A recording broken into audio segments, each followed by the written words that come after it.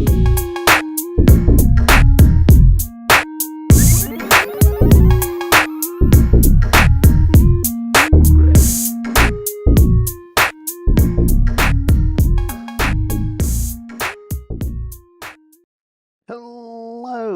and welcome to another quick shot review for Cheap Shot Entertainment. This is Talk is Cheap and these are the movie reviews.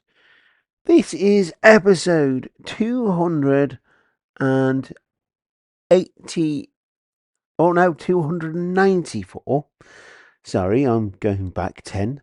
I didn't think I'd ever get this far, and it's taken a long while to do so, but I still enjoy going to the movies, and I still enjoy giving you my thoughts on said movies. This week's movie of the week, and there will be some more updates this week because I am criminally behind based on some personal things that have been happening, but I will get back on it and get us up to date. So, Borderlands. You may be thinking, well, that came out ages and ages ago, Luke. I know it did. But it's still 2024, and I still went to go and see it.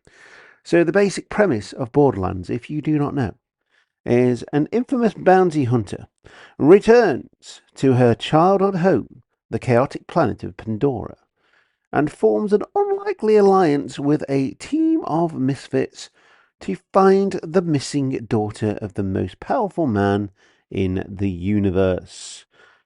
The bounty hunter is played by Cate Blanchett, and her name is Lilith. We also have Kevin Hart as Roland, Edgar Ramirez as Atlas, Jamie Lee Curtis as Tanis, Andrea Greenblatt as Tiny Tina, Florian Montiano as Krieg, and Janina Gravenkar as Knox, and also providing the voice of the ever-popular Claptrap, so I'm told, is Jack Black. Now, this film is directed by Eli Roth, and it does feel like he's gone away from what he's actually good at. That being said, you think this is blasphemy? I have not played the Borderlands games. It wasn't something I ever picked up or wanted to play, but I understand they are quite popular, and quite rightly so. From what I've seen, they look decent. I'm not a fan of first-person games, so that is primarily the reason that I haven't played it. So, this has mixed reviews from people. I'm going to give you my thoughts as an outsider who has not played the games. Now, it's not going to light anything on fire, although there is a couple of things that get lit on fire during the film. It's not going to be a Hollywood blockbuster. What it is a lot of fun, but it suffers from not getting to the point quite as quickly as it should, and there's sort of other things that are happening, and you don't sort of get to see an end to those. They're always setting up for a sequel.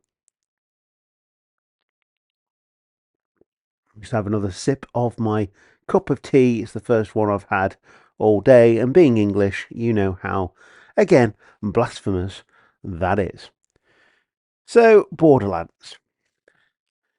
The performances with the cast like this, they do seem dialed in. Like the cast has been picked and they've never really played the game or don't know what it is. They're just sort of picking up a paycheck. However, with Eli Roth at the helm, and obviously Jack Black providing the voice of Claptrap becomes easily the most engaging character here. Of course, there is a lot of characters within the world of Borderlands which are very interesting, but unfortunately, this film doesn't make them that. However, like I said, as an outsider, I did enjoy this. It's not great, but they did at least put a tiny bit of effort in here. I always go back to this. The CG is sort of like a measuring stick for me for modern films.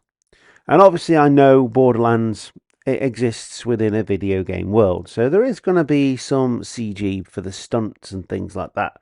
But as we have proven with Fall Guy, you can set up stunts and do them in real time and actually make them good.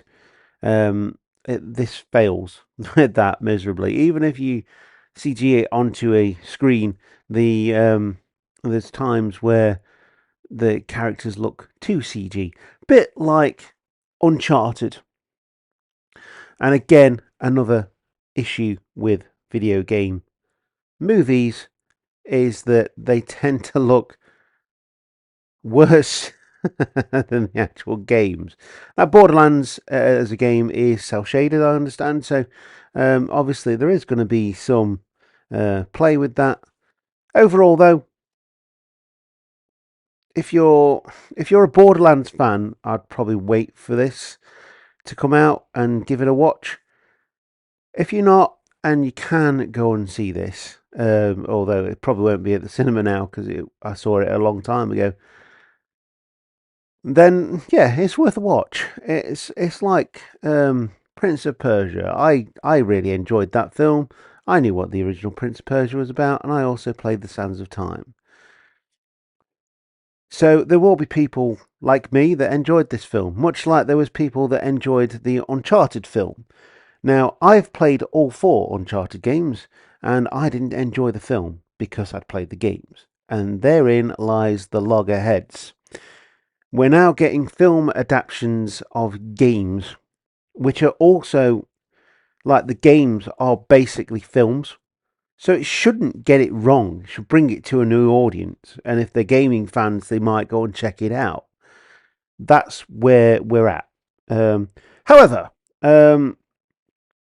I would say this: if you want to go and see, if you want to see this, if you want to see Borderlands, like I say, Eli Roth does a fairly decent job with what he's being given. I do think that Eli Roth is much better at horror movies, though. With sort of Cabin Fever and all that kind of stuff, really sort of gritty, horrible horror movies, rather than action adventures that are based on video games, which you'll get more enjoyment out of if you actually pick up the game. So, as ever, at the end of every review, I say it's up to you whether you go and see it. Me, I went to see it because because I can. I've got my cinema card and all that kind of stuff. If I didn't have my cinema card, this is not one I would have chosen to watch. It's just as simple as that, really. But yeah, it's fair to middling, and actually the reviews, on reflection, generally are pretty spot on. It's straight down the middle of the road. I enjoyed it, but there was parts that were quite boring and long-winded. So yeah, that's my review. That is 294 on the timeline. So yeah, join us again. Like I say, I'm going to try and get more of these updated and onto the podcasting channel, which will go onto the YouTube channel as well. And I will see you next time, film fans. Goodbye.